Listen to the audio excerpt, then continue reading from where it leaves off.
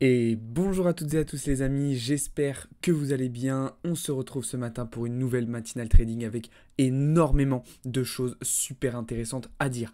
Un point technique sur les marchés complet, étant donné qu'on a quand même pas mal de volatilité et qu'on devrait en avoir pas mal sur cette fin de semaine. On reviendra dans un deuxième temps sur le compte-rendu du FOMC qui a eu lieu hier soir à 20 h. Dans la continuité de cette partie-là, on fera le point sur le calendrier économique d'aujourd'hui et demain avec beaucoup de catalyseurs. Et dans une troisième partie, on parlera des déclarations de Larry Fink, le CEO de BlackRock, qui a parlé du Bitcoin. Et franchement, ce qu'il a dit, c'est super intéressant. Donc on va voir tout ça en détail aujourd'hui. Juste avant de commencer, comme d'habitude, je vous invite à vous abonner si ce n'est pas déjà fait, à liker cette vidéo, mais surtout à rejoindre le serveur Discord. Vous avez le lien dans la description. Allez, c'est parti, on rentre tout de suite dans le vif du sujet avec un Bitcoin légèrement dans le vert ce matin qui est en train de se rediriger tout droit vers les 31 000 dollars comme on l'avait dit hier après-midi. On va regarder ça en détail juste après. Du côté des alts, pour le moment, on est un petit peu plus dans le rouge, mais je pense que ça devrait remonter aussi, ça devrait suivre Bitcoin en fonction de ce qui va se passer. Donc voilà, petit déséquilibre ce matin sur le marché crypto, mais rien de grave. Du côté de l'indice Fear and Greed, un indice à 56. Aujourd'hui, on a perdu un petit peu de confiance dans le marché, tout simplement parce qu'on a un Bitcoin qui est revenu vers les 30 000 dollars, qui n'a pas réussi à break définitivement les 31 000 dollars, et aussi parce que un petit peu la hype autour des ETF est en train de s'essouffler, tout simplement. Du côté des ratios long-short, on reste assez équilibré sur du daily, comme vous le voyez. Alors là, c'est le temps que ça s'actualise. Voilà, sur du daily, on est totalement équilibré, on est toujours sur 50-50, donc toujours avec un sentiment d'indécision assez important sur le marché. Par contre, c'est vrai qu'à court terme, si on regarde sur du 5 minutes, comme je vous le montrais à l'instant, voilà, sur du 5 minutes, on a des longues qui sont en majorité sur le marché.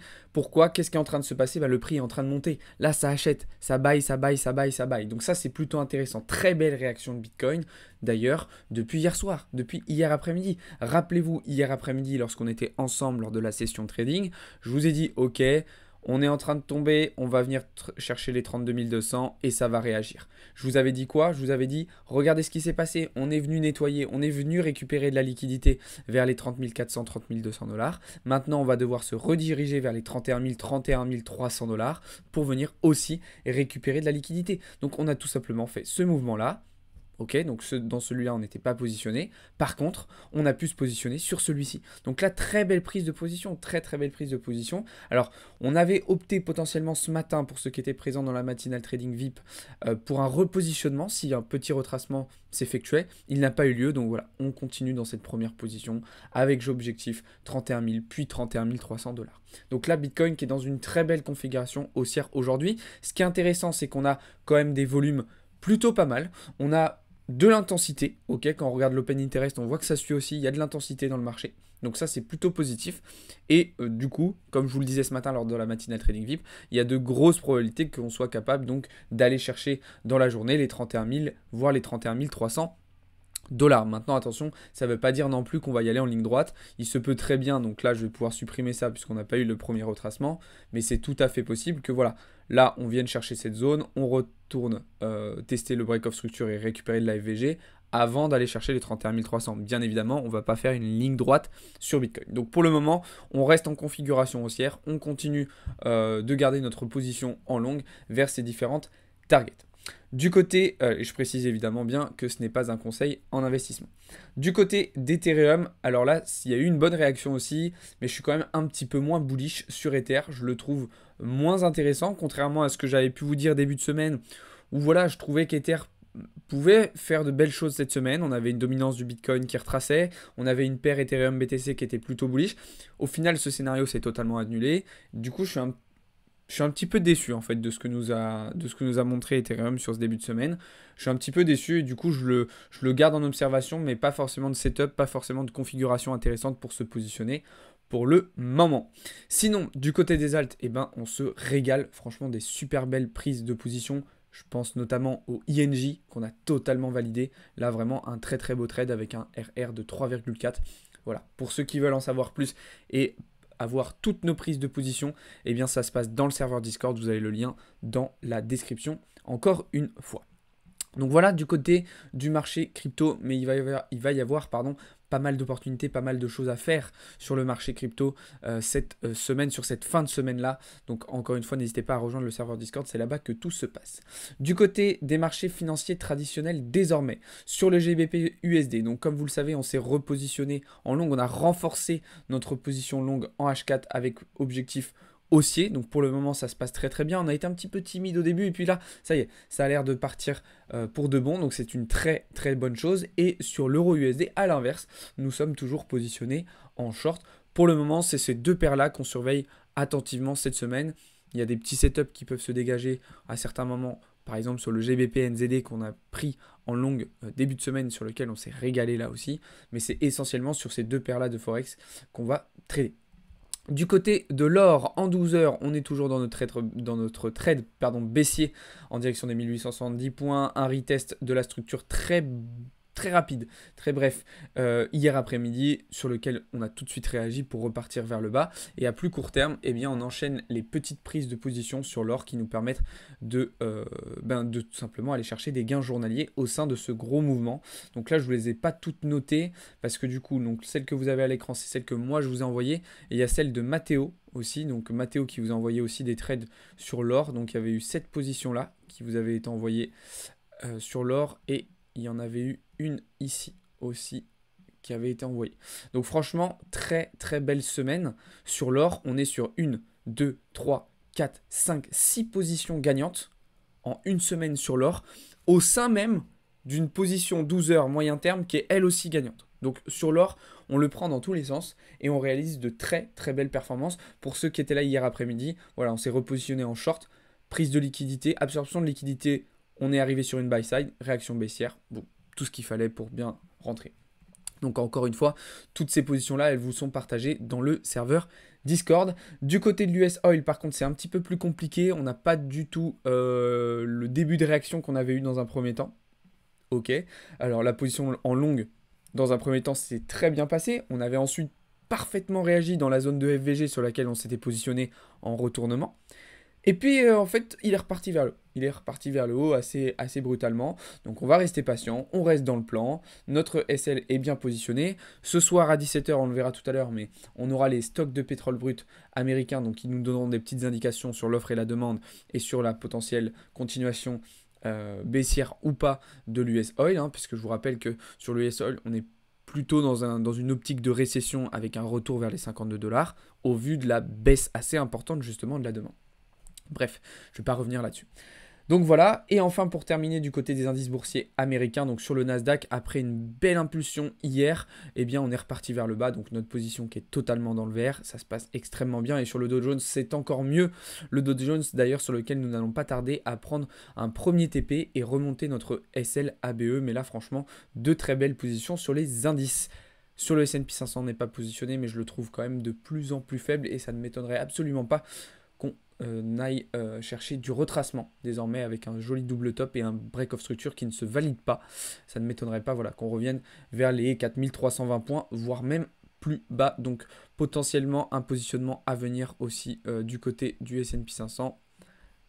Alors là, on verra pour le stop loss comment on le positionnera. Je vous tiendrai au courant dans le serveur Discord des détails de cette position. Mais l'idée serait d'aller chercher une target en direction des 4320 points. Donc je vous tiendrai au courant là encore dans le serveur Discord, le lien est dans la description. Et enfin des indices, du côté des indices européens, eh bien on continue de short le CAC qui est reparti parfaitement vers le bas. On s'est repositionné donc 2 fois, on a renforcé 2 fois notre position sur la structure. Donc là ça se passe à merveille. Et du côté du DAX, c'est sensiblement la même chose. On repart aussi très très bien vers le bas depuis quelques jours. Donc globalement, des très bons résultats encore une fois cette semaine chez Blockchain Capital et des très belles performances au vu de nos différentes positions qui vous sont partagées quotidiennement dans le serveur Discord. Donc voilà un petit peu le point que je pouvais vous faire sur le marché, sur les différents marchés aujourd'hui. Encore une fois, si vous voulez aller plus loin, plus en détail, plus en profondeur dans nos différents scénarios, prise de position, analyse, c'est dans le serveur Discord que cela se passe. Voilà, on va pouvoir désormais faire un point sur et un retour sur le compte-rendu du FOMC de hier soir, donc les minutes de la Fed. Globalement, pas forcément de grosses nouveautés, d'accord. Lors des minutes de la Fed, il a surtout été réaffirmé et rappelé qu'il y allait avoir de nouvelles hausses de taux d'intérêt directeur dans les prochains mois, et notamment dès le 26 juillet prochain, où pour le moment on a des estimations de hausse des taux à 88,7%. Globalement, la majorité des membres du FOMC sont d'accord pour aller chercher une nouvelle augmentation des taux, et de toute façon, on le voit très très bien ici sur les taux terminaux de la Fed, d'accord.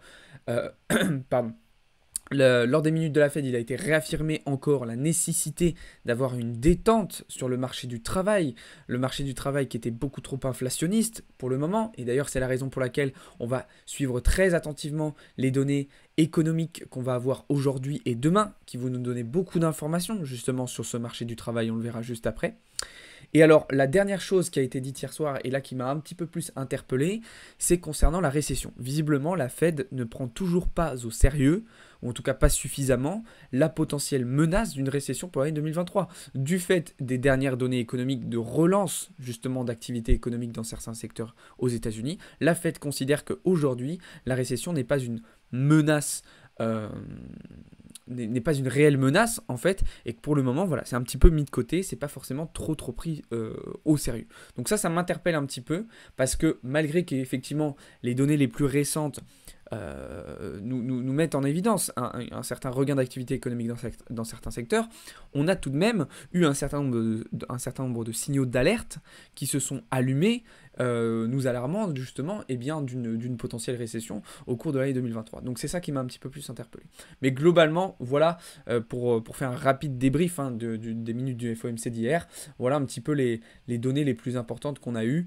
Et en fait, voilà, ça a surtout été du rappel et réaffirmer la politique monétaire restrictive qu'allait rester en place pendant les prochaines semaines, les prochains mois de la Fed. Voilà, pour faire très simplement, c'est ça qu'il faut retenir. Donc voilà. On va pouvoir donc, comme je vous le disais, faire une transition directement avec les données économiques qu'on va avoir aujourd'hui et demain. Donc aujourd'hui, très grosse journée. Demain aussi, évidemment, c'est d'ailleurs la raison pour laquelle je vous ai mis 2 grosses sessions de trading dans le serveur Discord de 14h à 17h aujourd'hui et demain. Donc soyez présents si vous voulez interpréter, suivre tous ces résultats en direct et en même temps prendre des positions. Donc aujourd'hui, on va avoir, à partir de 14h15, création d'emplois non agricoles ADP au mois de juin aux États-Unis. Là, des créations d'emplois qui devraient être en baisse. À 14h30, exportation et importation. Et en même temps que ça, on aura les inscriptions hebdomadaires au chômage, donc comme tous les jeudis. Ensuite, 15h45, on va avoir les PMI de service. Donc là, ça rentre exactement. Donc là, on vient d'avoir des résultats sur le marché du travail, donc sur lequel il faut une détente et un rééquilibrage entre l'offre et la demande. Ensuite, PMI de service, donc on va avoir des données sur l'activité économique dans le secteur des services, donc pareil, ultra lié à ce qu'on disait juste avant. Ensuite, indice PMI non manufacturier de l'ISM, même chose, question d'activité économique. Ensuite, à 16h, on aura le rapport Jolts sur les nouvelles offres d'emploi. Donc là encore, on revient sur des données sur le marché du travail, donc forcément quelque chose qui va être scruté attentivement.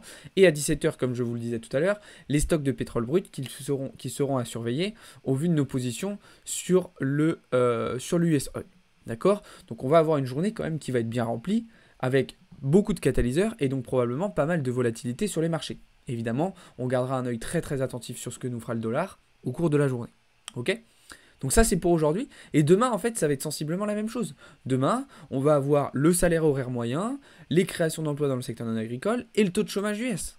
Donc en fait là aussi 3 données économiques en adéquation parfaite avec le marché du travail et donc forcément des résultats qui vont être scrutés attentivement et qui vont avoir leur lot de conséquences sur les marchés. Alors si évidemment les données respectent les estimations, cette volatilité, l'impact sur le marché devrait être moindre du coup parce que le marché aura probablement déjà pricé en fait ces estimations-là. Si par contre on a des résultats qui sont totalement différents, alors là on peut s'attendre à des mouvements un petit peu particuliers.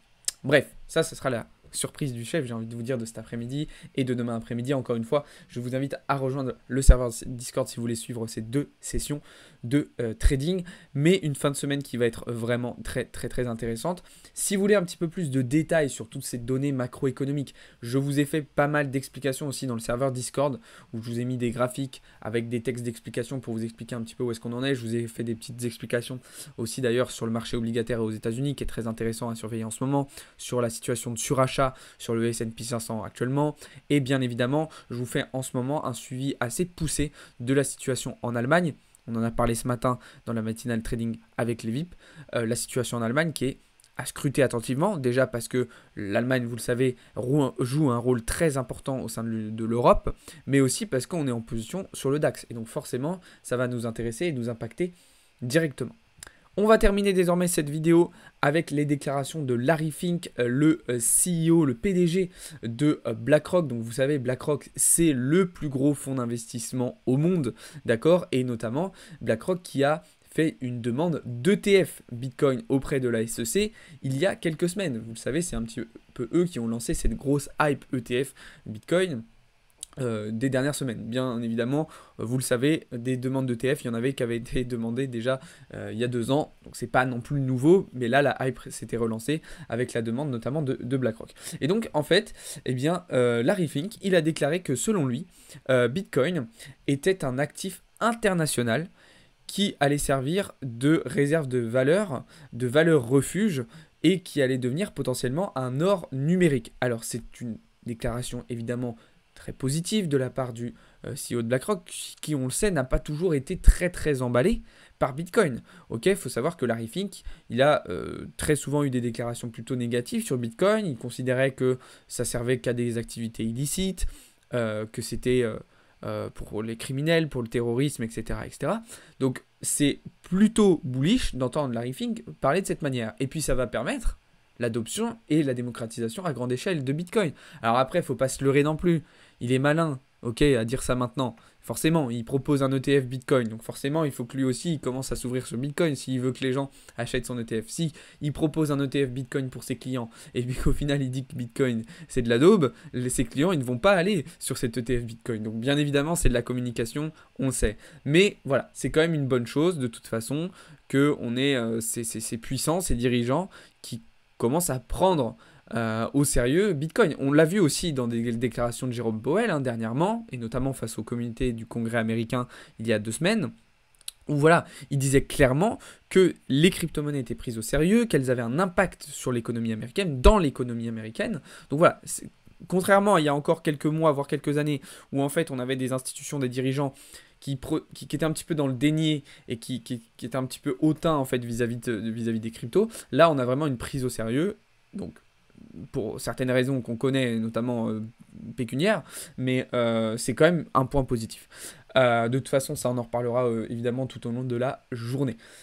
Voilà les amis, on est au terme de cette vidéo. Merci beaucoup de l'avoir regardé. Comme d'habitude, je vous invite à liker cette vidéo, à vous abonner et surtout à rejoindre le serveur Discord. Je vous y donne rendez-vous d'ailleurs juste après et tout au long de la journée. Et puis bien évidemment, on se retrouve donc à 14 h aujourd'hui pour la session trading du jour. Voilà les amis, merci beaucoup d'avoir regardé cette vidéo. Merci beaucoup de m'avoir écouté, de m'avoir regardé. Je vous souhaite à toutes et à tous une très bonne journée. C'était Alex pour Blockchain Capital.